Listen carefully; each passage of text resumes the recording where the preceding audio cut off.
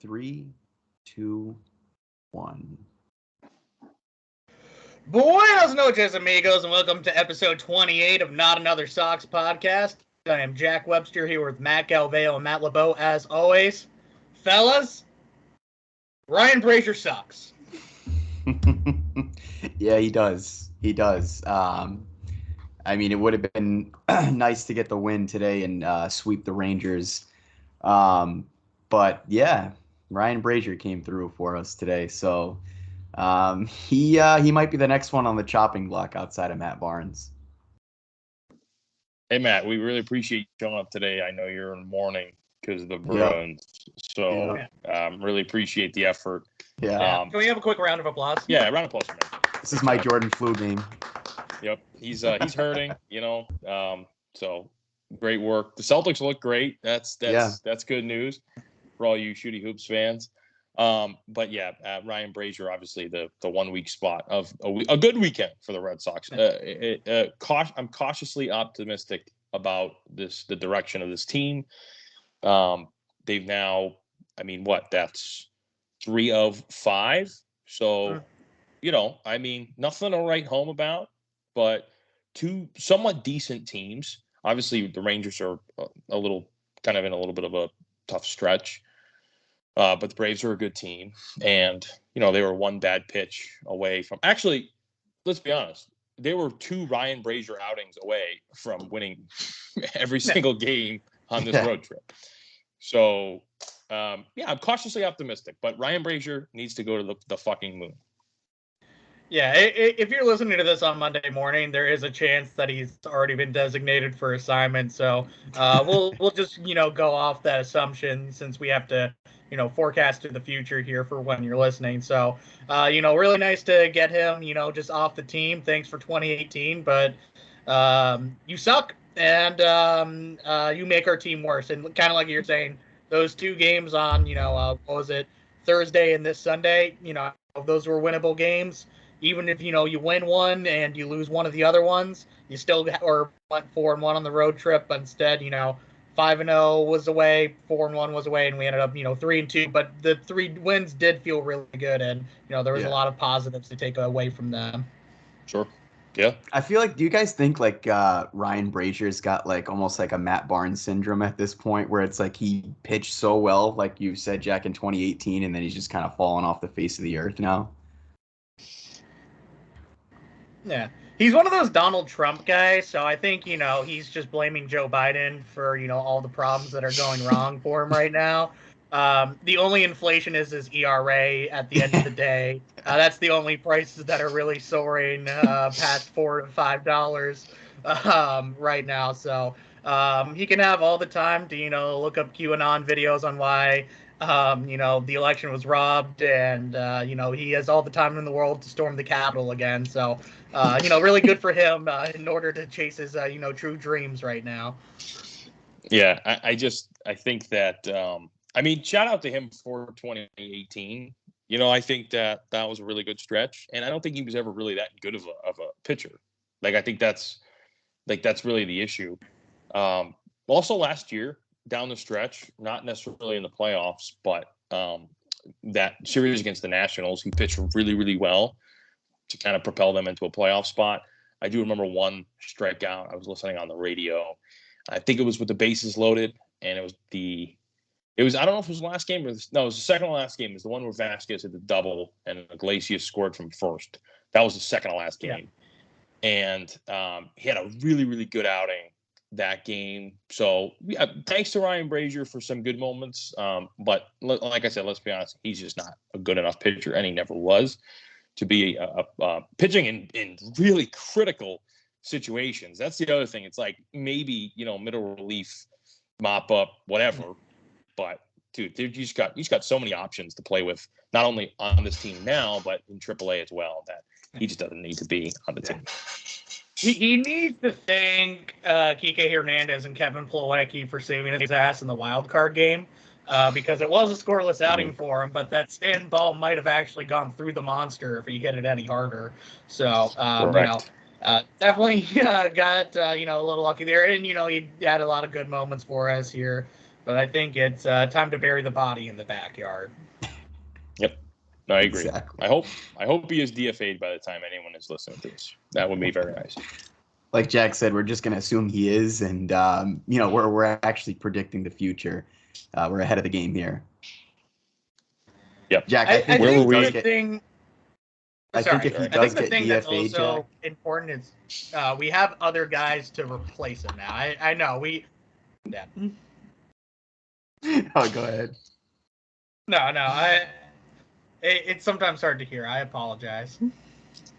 No, you're good. Yeah. But yeah, no, there are guys in Worcester and even Portland where we're going to be able to call these pitchers up and actually get productive innings out of them. You good there, Matt LeBeau? Did we lose Jack? No, we Is got that him. me? Am I here? Am I good? You're good. Yeah, you're good. You're good. Am I good? Everybody good? Yeah. Yeah. All right. Yeah. We'll have to remember to edit this part out. Yeah, that's all right. What, Yeah. six, Get on and sound, man. what 6 minutes and 45 seconds to 7 minutes and 10 seconds. If you want to write that down. Write that down for the kids. Write that down. We're Write back. that down. And we're back. Yeah. Yes, Ryan Brasier to the moon, gone. Yeah. To the moon, gone. Yeah. Yeah. Yeah, I know, Jack, before you asked the question before we started recording as to whether or not we're back. We had we were saying, obviously you took 3 out of 5 on the road trip, and like LeBeau was saying, he was cautiously optimistic about the team. I think maybe they're not back yet, but I think this road trip was definitely a step in the right direction into getting there. So I think you're somewhat back right now, but obviously this next homestand is going to be pretty telling as well, because you got some good teams coming in. Yeah, I think you have to look at this past road trip as like one series. Like, you won the road trip, you went 3-2, which I think, as the way the team was playing, I think that 3-2 is an excellent return for where we were headed. Now you come home, and now you have a chance to compound those performances. Every one of those games on the road felt like you were in it really until the end, except maybe today, obviously, because that was the largest margin of victory for the opposing team. But really, it was only one bad inning.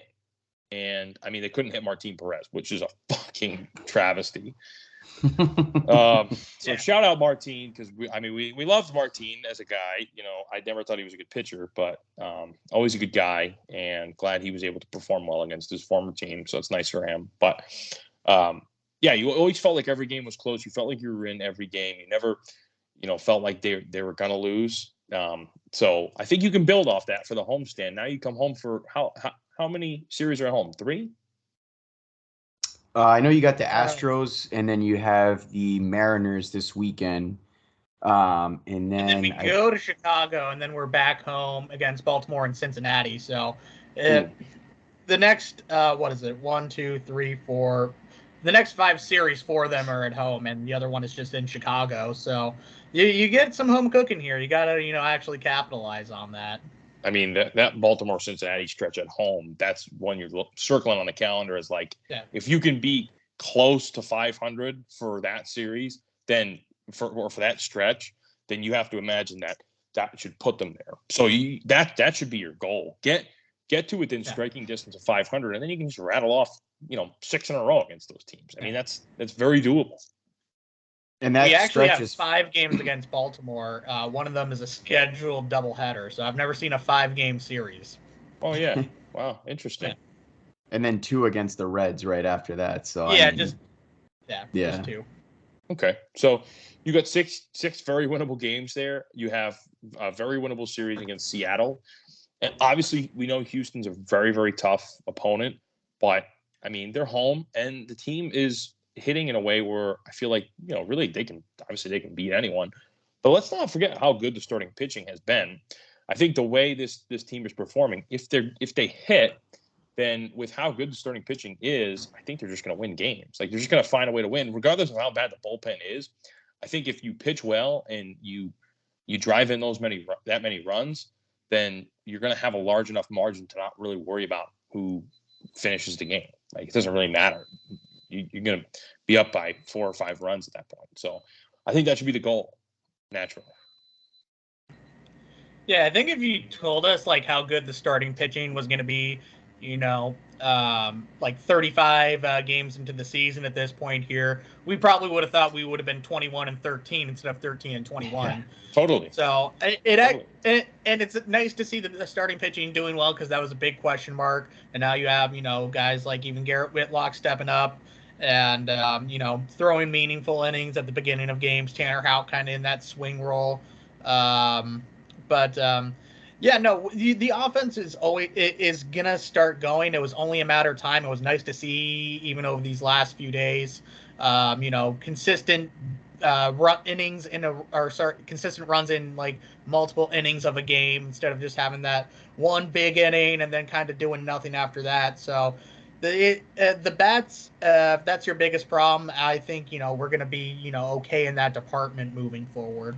Sure. No, absolutely. And I think Cora said it best. The first game against Texas, the Friday night game, it started with like Bogarts just running out a ball, like a ground ball, shortstop. Like that's what triggered the attack. And it was like, it's not going to be a 450-foot home run that gets the boys going. It's going to be those grinded out plays when you see your teammates busting their ass and you want to not let them down. It's like you feel like a sense of accountability where you want to make their efforts worth it. And I think that is really a major key for this team, because they have the talent, but a lot of it's mental. A lot of it is maybe, I don't want to say lack of effort. I'm not the kind of guy that's going to say a professional baseball player is making $20 million a year isn't putting in the correct amount of effort. I think they are, and they're managed well enough. But yeah, I think that it's obviously not a talent issue. So they just got to put it together, and it looks like they're on their way. Yeah, I mean, and you mentioned it too, LeBeau. Obviously, it doesn't always have to be guys just hitting bombs and hitting moonshots. It's really what you saw in this series is just getting guys on base and just driving in runs, and that's the key to the offense. I feel like that's, like you said, it's probably almost better than just going out there and just hitting bombs consistently. Just and that's what it takes, especially when you get deeper into the season. The games start meaning more and more, and then ultimately in the postseason is when you get guys on base are able to drive in the runs, and that's what they started doing on this road trip. So hopefully on this homestand you continue doing that. You're at home, you got the crowd behind you, and hopefully that's something that they can just build upon. Absolutely. The only guy I really was glad to see homered was Trevor Story finally getting that first one at Atlanta. Yeah. It was great seeing him in the home run cart. They had the confetti, which is great because they just got off a tough stretch there, so they're still having fun. You gotta trust Cora to keep that clubhouse together and everything, which I think he's the perfect manager for. We're not going to be a podcast that predicts that he's going to be gone by the All-Star break, unlike some other people out there. But no, I mean, if they did bad this last series, I think then would be the time to press the panic button. But this really kind of, not delayed things, but hopefully turned it around. I feel like it kind of settled down the panic for sure. Because I mean, like you said, Jack, if they drop, this road trip, if you come out of here with maybe like 2 wins, on a 5-game stretch, then you're kind of just like, like what's going on here? Because this was supposed to be a series that you wanted to build upon. So it's good that they ended up, taking those 3 games for sure. No, they needed that, and Trevor Story definitely needed that. And now I think you're going into this home stand with a lot less storylines than you had when they left. Last they came to Fenway. Like, I think there's just a lot less shit around this team that is negative. I think a lot of it is like, I think there's a more positive outlook on this team just from those 3 wins, because I think the 3 wins that they got were convincing. They played great baseball and they hit really well.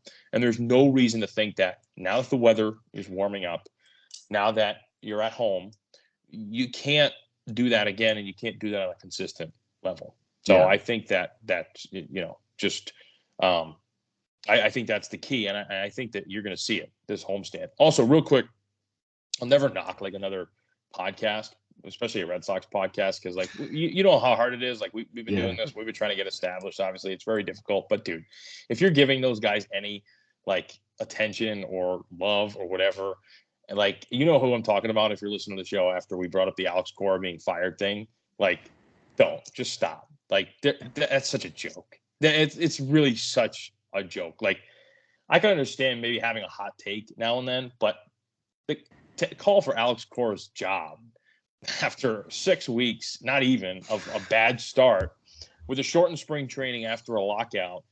He's a world championship manager, and last year he just brought them to within 2 wins of the World Series. I mean, that's just disgusting. Let's be real. It's fucking ridiculous. It seemed just like so clickbaity, like they were just putting it out there just to like get listens and get views and whatever they were trying to do. So it's just kind of like, dude, really? Like, are you stooping that low? Yeah, like that's, I don't know, man. That's just terrible. I don't know how like you can look at yourself and be like, yeah, we're pro Red Sox podcast, but then you just come up with that shit. Like that's nuts. Yeah. Like. It'd be one thing if it was like a one-time thing, but that just kind of seems to be, same old, same old. No, it's a theme. It's definitely a theme. That's what I'm saying. Like it's not new for them. And, I think that, like I said, I'm sure they work really hard, and I'm sure that they put a lot of effort into the show and whatnot. And, I'm sure, like I said, they have a good following, but, we're out here trying to give like reasonable takes. I don't think we're like too biased. I don't think we're like too like, oh, we hate the team. I don't think we say things for listens, for likes, for clicks. I think we just give our honest opinions. And I think we're pretty genuine. I think most of the podcasts out there are. But like, dude, it makes us look bad. It's a tough look for every show. And there's so many Red Sox podcasts. So that's just frustrating. That was my little rant. So I hear you, man. Yeah. But no, like you're saying, it is hard out there. There's a lot of great Red Sox podcasts. I mean, we do happen to be the best one. There's really no debating that. Like, I don't care what any experience anybody else has. They come for our beautiful faces. Yep. Even though only 8 people watch on YouTube at a time. Yeah, I don't think anybody wants to see these mugs on a daily basis. Well, luckily it's weekly, so they don't have to. Yeah. Right. That's true. Sure. But I know Jack, obviously Big Fudge made the start today, and Jack, you had texted the chat earlier today, kind of talking about Tanner Houck and whether or not, you should have almost an opener, really like you had today with him going 2 innings and then, Houck coming into the game. So is that something that, that's a good idea that you had, I thought. Yeah, well, I didn't have it. Alex Cora did, or Hein Bloom did. They're not consulting. Well, I'm saying like keeping it on like a consistent basis if this is what you want to do. Yeah. Exactly. If you're not going to trust Tanner Houck to go 3 times through the order, then it does make sense to have someone like an Austin Davis that you can trust 1 time through the order, get those outs, not really give up any runs or give up only 1 run maybe, and then, have Tanner Houck go 3-4 innings depending on, how efficient he is. And he looked fine today. He gave up that 1 home run. That happens in Texas. But I think, it's going to be kind of interesting to see what his role is, whether it is a starter, whether it's a swingman, whether it's a closer. It still is very much up in the air, especially now that, I think Garrett Whitlock's going to be in the rotation for at least, the next few weeks. We'll see, what the need might be down the stretch. But I think, they're at least committed to doing that right now, whether you guys like that or not.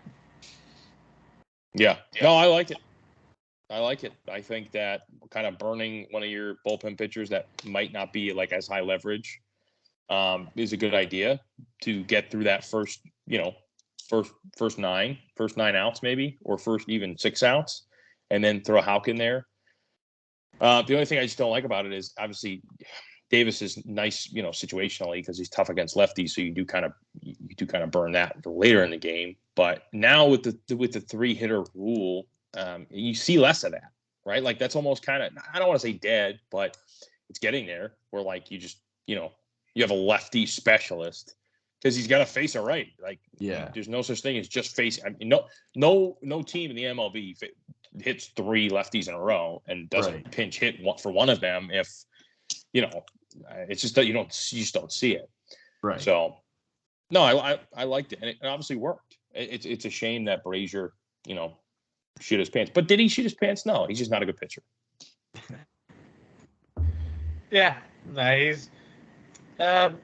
he's just gonna be gone. It's fine. We got plenty of options to call him up. I know Frank Herman down in Portland is doing unbelievable, touching 3 digits on his fastball and has a great secondary pitch. Might want to get him some time in Worcester.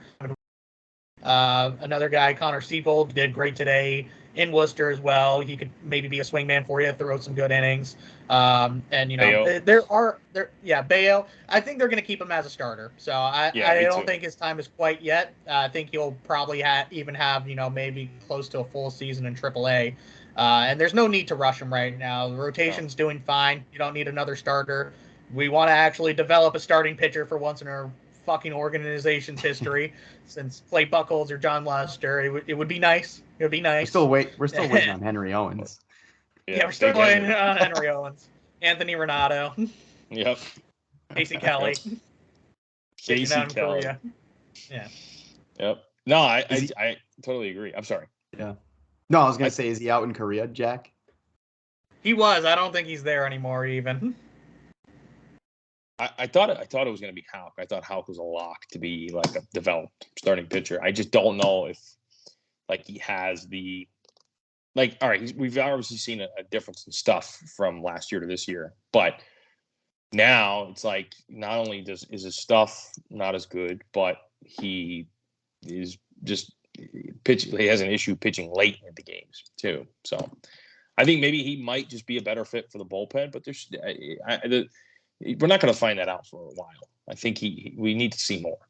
So, but Bayo, I'm really excited about Bayo. Everything that I've read is just that he is like the next big Red Sox starting pitching prospect. Well, he already is, but he has ace potential, is what I've been reading. And this year, he's taken a significant step forward.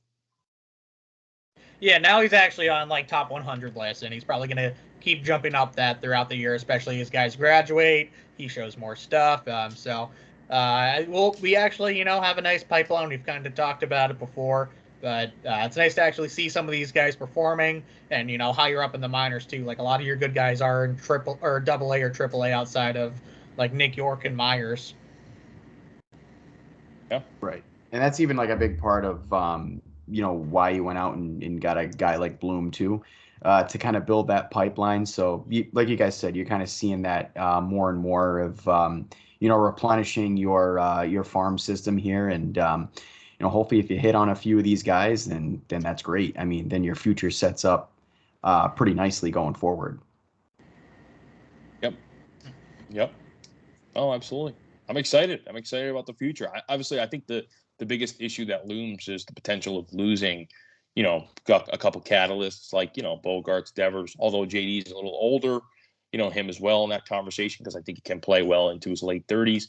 And, Big Nate too. So that looms. I think those guys will fit as good replacements for some of those guys, but you can't replace all those guys. I mean, you can't replace Nate, you can't replace Bogarts, you can't replace Devers. I mean, JD is replaceable, right? I mean, he's a DH, kind of not a diamond. Doing super great. He's been doing great this year. Yeah, he is. I mean, he's one of those guys where he besides 2020, right? He's just you can count on him to always be productive. His numbers at the end of the year, he's just going to get his. Obviously, Devers and Bogarts are in that category too, but those are superstars. JD's a star, but he's not a superstar. I think that he falls into a little bit of a lower category than them, but you can just count on him to just rake. I think, and then Verdugo, he's the other guy where I'd like him to be in that category, but he's just not there yet.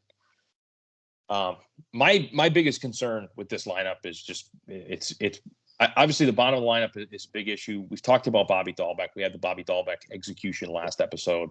Yeah. We know this is a very anti-Christian Vasquez podcast, but I'm really worried about Kike Hernandez because I think last year he played over his potential. Now I think he's coming back down to earth. I don't think he's bad as he's shown this year, but he's definitely not as good as he showed last year. So he's somewhere in the middle. And I don't think that means he's a leadoff guy, to be honest. So I'm a little concerned about Kike. What are you guys' thoughts? Yeah. He kind of got off to a rough start last year from what I remember. I don't think quite this bad, or else we would have been calling for his head. And, for the beginning part of 2021, we didn't have a leadoff hitter. We were mixing and matching. We're kind of in that same boat now. And then, he had that series against the Yankees where he hit a few leadoff home runs against Garrett Cole, and everything was fantastic. And you found his role for 2021. But we haven't found a guy like that. It hasn't been him, and he's hit down 5th, 6th, even 7th in the order, depending on, the day.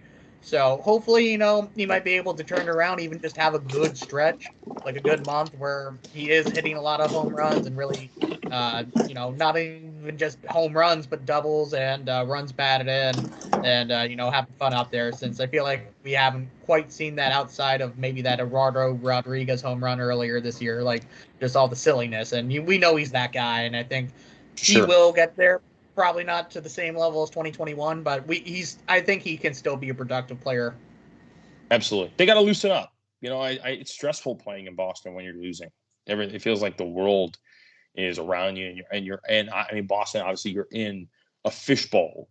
Like right. you're constantly being talked about. You're constantly being criticized, and it's very, very difficult, I could imagine. So, but Kike seems like the kind of guy where he's going to be loose and really not worry about it. I feel like, some of the guys on the team, maybe it gets to them a little bit more, but I think they have a good group where things kind of stay within the team and you don't really find out stuff. Like, obviously we've had some players in the past where it's definitely affected them and affected their performance on the field. Like, the Adrian Gonzalez types and the JD Drews of the world. And, Boston's not for everyone. So I think Kike will be fine. But again, I feel like he's probably not maybe like really a leadoff guy. I don't know. Maybe. It seems like he's still trying to find his groove this season, where it's like, obviously last year, like you said, he played probably over his potential. But last year kind of showed like he does have the potential to be, a really good hitter in this lineup. But it seems like, obviously he's just getting to a bit of a rough start, and, he's batted leadoff, he's batted, in the middle of the lineup, later in the lineup, and it, nothing seemed to click this year. So we've kind of talked about it on like a team perspective where you're waiting for like the offense to click as a whole. But now on an individual basis, I think Kike's been a little concerning, but I feel like you're just waiting for like that, one series where like he's consistently hitting the ball. Like that's what you're waiting for from Kike. Like he's had good games, but it hasn't been like on a consistent stretch. He needs like one good series, and I feel like that could probably propel him to, continue hitting on a consistent basis going forward. Yeah, I think he needs a nice big Fenway breakout weekend series. I think this is a perfect time. The weather's warm. It's a big time opponent. I think this is a good chance for him to break out and the fans to see it and it to happen and then carry it into the rest of the season. But like you guys mentioned too, I don't think he's a guy that's going to get tight at all, or he's going to let things bother him. He seems like a guy that keeps, like he's obviously, like you said, he's loose. He's always having a good time in the dugout. And I think that kind of trickles down into the team as a whole. I think he's a really big factor for keeping the guys loose, especially early on this year when things haven't really been going well. So he certainly adds some value, but you're definitely looking for his offensive production to increase here going forward. And obviously this home stretch is, like you said, it's a good opportunity. Great chance. And he was a former Astro, people forget, so it could be a little bit of a revenge tour for him. You always have that extra chip on your shoulder. But at the end of the day, Kike was a 2-year, $14 million, $7 million per year player. He shouldn't be expected to be, that top of the lineup guy for you in every situation. You kind of get what you pay for to a degree, and it is kind of on a lot of the big bats to actually start getting going and actually get some production, from the bottom of the order, particularly from first base, right field, and catcher, where you're almost getting no production from them this year. So if it's one less thing you have to worry about with Kike in center, that's going to make things a whole lot easier and really help dissipate some of that lower of the order production. But that's kind of I feel like the bigger need and one of the harder ones to address as well. Yeah, he's playing great center field. I mean, he's doing awesome defensively. I mean, he took that position and made it his. He owns that position now. I mean, can't take that away from him. So the status of the defense has been good. Everyone's been pretty good defensively. Devers has certainly taken a step up. Bogarts looks really good, really comfortable at short. Obviously, he's never looked uncomfortable. Just obviously, he seems like he's maybe taking a step up in his range this year. Trevor Story looks very comfortable at second. Verdugo, very solid in left field. Obviously, JBJ, Christian Vasquez. I'd rather have a horrible defensive catcher than getting nothing offensively. But, I mean, he's obviously decent back there. So, defense has been good. That's a bright spot. No, I think we actually have some of the highest rating for defensive runs saved in MLB this year. So, that's certainly helped out our pitching, which, has really even kept us kind of where we're at this point. So, kind of like, not to sound like a broken record, but once the bats come around, there is a lot of good things going for this team. And 13-21 isn't really indicative of how good we actually are at the end of the day. We've underperformed by a large, large margin. No, I agree. Definitely. And, obviously there was some reports this week, that if the Red Sox continued to struggle, then you'd see the Cardinals had showed interest in Bogarts. And we kind of talked about, obviously this being a big stretch for the Red Sox, but LeBeau, I don't know if you had any thoughts on that. Well, it's just more. It's more the national media writing the funeral for the Red Sox. They're writing the eulogy, and they love it. It's like crack cocaine to those fucking animals. They're just sick people, and they want to see the Red Sox fail.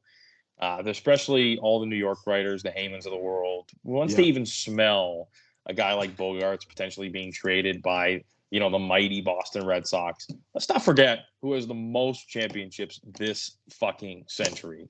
The only team with 4 championships. I believe that's correct, right? The Giants have 3? Yeah, Giants have 3. Yeah.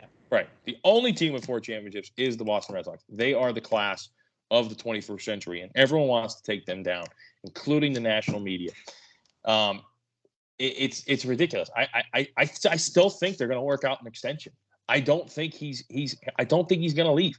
I think that Chaim Bloom I think that's almost career suicide to trade Mookie Betts and Xander Bogaerts as your first 2 big trades, I would say, as president of baseball ops. I think that's career suicide. And then you got to come back and you got to address the Devers situation. So re-signing Bogaerts is going to give you that leeway to, I don't want to say mess up the Devers situation, but if they re-sign Bogaerts and they have to trade Devers, like if they're bad next year and they have to trade Devers, then, I mean, imagine if you trade all 3, he'd be gone. If he trades all 3, he'd be gone. So one of Bogaerts or Devers are definitely staying. That's a fact. That's a guarantee. Because Chaim Bloom, it's either sign one of those guys or lose your job for sure. So don't. And you got to worry about Eovaldi too. It's his last year until free agency. Last year of JD. Last year of Kike. I think it's the last year of Christian Vasquez. Thank God. So there are guys that are going to be coming off the books and holes to fill for next season. So thankfully We did have this stretch where we're not, we're going to see if we're back in it or not. But if we lost this series, kind of the writing might have been on the wall for how this team would have gone at the trade deadline.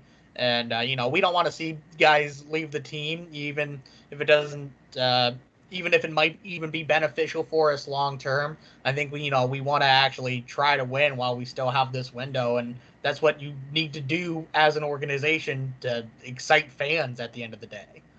Right. I mean, you want to charge that much for tickets, beers, hot dogs, everything, then you have to, and I'm not going to say like you have to put a good product on the field. They did do that. I mean, the team is talented and they have the best manager in baseball running the show. I mean, they put a good product onto the field. Yeah, they didn't perform. They haven't performed well enough, and the bullpen's been a major just oversight. But the product is good, and next year it will be good. But you got to be able to keep those guys that are cornerstones. Like you don't even need to keep the JDs. And honestly, I think that you can replace Eovaldi. I think it would suck, but I think he's replaceable. I don't think Bogarts and Devers are replaceable. And I think that if you can lock those guys up long term, you have some nice team-friendly situations moving forward offensively. You have, Cassis looming, right? He could be a middle-of-the-order hitter, probably replace JD's bat within the next 2 years. JD walks, Vasquez walks, you get a cheap option at catcher. Maybe you replace Eovaldi in also a cheap way, and then you have Bayo looming. So maybe, you have kind of maybe a bridge situation with these younger guys, but you've retained your cornerstone franchise players. You got to do it. You got to do it. I still think they will. Yankee fans will say, "Oh, they're gone." They're not gone. Yankee fans are still trying to trade for Devers and Bogarts with Miguel Andujar. Yes. I'm not dead yet. That's basically how it feels. Yeah, bring out your dead. No, I think, the first step is to get out of the basement of the cellar. We need to start actually getting ahead of the Orioles here. It's a little embarrassing. And then, honestly, just get to 500. That's all that this team really needs to do by the end of the month. We're 8 games under right now. So maybe, we'll give it a month from now on the 15th. If we're back at 500, we're still in this. Other teams have done worse and made the playoffs, won the World Series. Just last year with the Braves, they weren't even 500 until August, given it's a lot easier division. The Nats were terrible in 2019. There's been plenty of other examples. So there's no reason to give up quite yet. We've dug ourselves a hole that is going to be, a challenge for the rest of the year. There's no doubt about that. But the season's not done. No, not at all. And think about it. If you can be 500 after, say, 58 games, just using a random number, or just call it 60. 500 after 60 games, you're 30-30, which is still very, very much within reach. If you can be 30-30, you still have an extra 102 games to play. All you got to do at that point is go, 60-40? Very, very attainable. Yeah. So, I mean, that's the blueprint, right? You don't need to like right now, the Red Sox don't need to bust out like 12 of 13. They need to win like 6 of 7. That gets them back to around 500. And then you're pretty much there. And then you just need to get hot and stay hot and just play good ball. And you're fine. Dude, what are they? 5 games out of a playoff spot? Yeah. With 120 games to go? Yeah, especially with the expanded playoffs. You kind of forget about that. But, you can be an 86-team win and still make it into the playoffs. You don't need to win 90 games at this point anymore. Absolutely. Right. And this team could win 90 games. Sorry. Yeah. No, I mean, it's not always, the teams that come out hot out of the gate or there's not always like, the team with the best record that can – that doesn't guarantee you a championship. You see it across all sports where, if you just get in, you get hot at the right time, you could easily win and take down, a giant in your, in your league. And, it's there's no reason to say that this Red Sox team can't get hot at some point. And when you get into the playoffs, really anything can happen. I mean, you saw it last year with this team. They weren't the best team in baseball, but they got pretty hot, and they came within a few wins of the World Series. So yeah, I mean, anything can happen. You're definitely not out of it. They're certainly you're not planning the funeral for this team. It's not even close to that at this point. No, you're not. You're not at all. Couple quick things because my phone's about to die. I didn't expect to have to use my phone tonight. But shout out to Ben Brown for winning the official That's right. Not Another Sox podcast hat. Never been worn. It's a brand new hat. It's not one of our old hats. Still got the sticker on it. So shout out to Ben. As much grief as we do give to. Oh no, he's a Maine guy. Tim John was a Connecticut guy. Tim John is Tim John. Yeah, Tim John. Shout out Tim John. Great kid. Very much interactive. But Ben, fan of the show as well. So everybody, obviously, thanks for listening and interacting. We had a very good week on Twitter. Shout out to Jack for his Twitter efforts. He absolutely crushed it this week. But yeah, great job, Ben, for winning the. I mean, you didn't really do anything. You just got lucky. Yeah. But Ben did win the hat, and looking forward to sending it. Give it some time, Ben. The mail's really slow, but you will get it up there in Maine. It's game I am used by Matt also LeBeau. selling my Astros tickets on Wednesday. So if you DM us, I will sell it to you for $20. They're $35 face value, but I want to reward the listeners of the show. So if you're listening and you can go on Wednesday, please buy these tickets from me. Honestly, I was going to buy them. I was actually ready to pull the trigger and text you, and then I realized it was a 6:05 game, and then I just that's Such why a I'm not random going. time. It's so annoying. I can't even get out of work in time for that. Even if I left early, I'd have to leave at like 4. I'm not going to do that. Yeah, thank you for helping me sell these tickets. Yeah, They're gonna know that they gotta know the game time. Somebody can go. Somebody can go. Yeah, somebody can go. It's gonna be a nice night against the Astros. A great ball club. Who's pitching? Maybe he's a little Pavetta action. Big Dick It is Nick. Pavetta that day. Yeah. Nice. Big Dick Nick We on the got mound. Whitlock He's on hot. Monday. Who do we got even going here? Then Evaldi, then Pavetta, then TBD, which is probably going to be some type of Houck or Rich Hill probably, who's also done really well for us as of late. If my phone dies, I'm sorry, but yeah. No, that's okay. I mean, pitching's good. Good to see Pavetta and Hill do well. We forgot to mention that before, but we'll throw that in here quick. Yeah. Yep. Exactly. Good on Yep. them. Go But, Sox. yeah. It's not over yet. Go Keep Sox. fighting. Keep fucking fighting. Let's go. I'm in the corner watching you kiss her. It's- Good show. Good show.